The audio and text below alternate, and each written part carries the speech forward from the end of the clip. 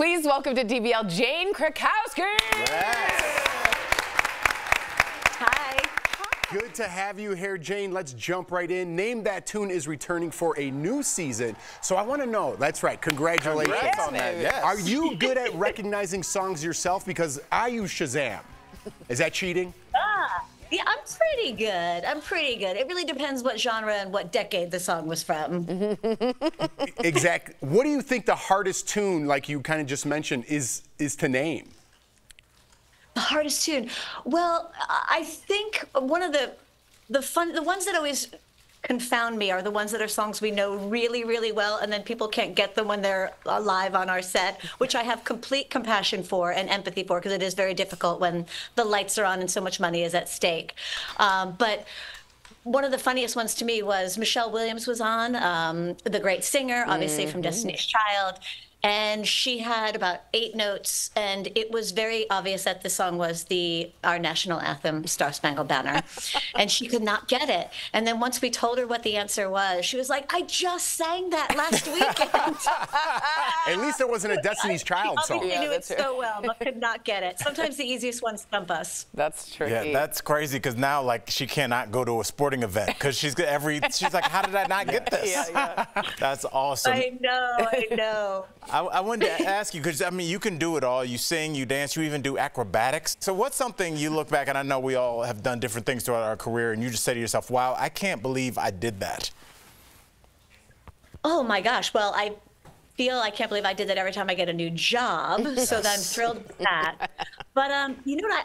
I think I have a lot of moxie in myself, so I like to push myself and try new things. So for me, when I get to, say, fly on a trapeze in a roll or something like that, I love getting to go to the lessons and learn how to do it and have that chance to try doing all of those things. To me, that's always the fun of all of this. So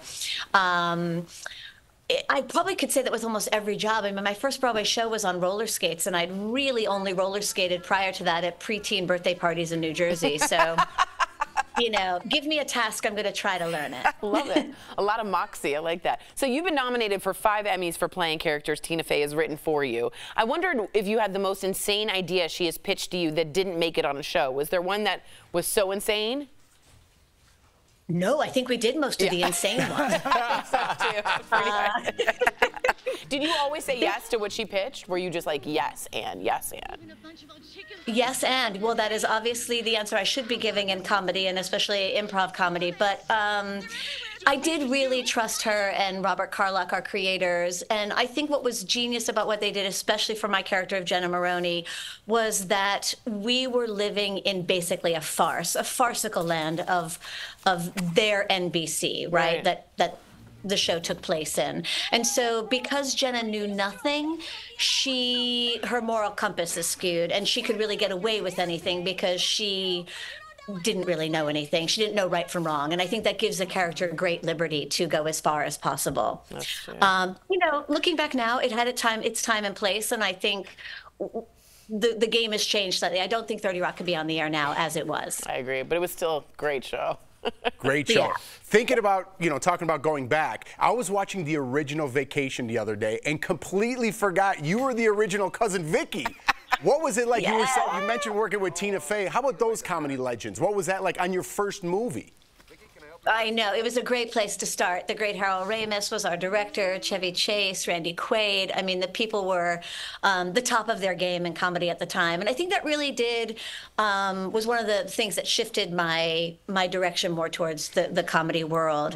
But I was so lucky to get to play with those guys. And I learned a lot. I actually learned like how much they brought to the table, how much they improvised versus what was in the script. It was a great place to start. And I'm awkwardly going through puberty on the screen as you watch it.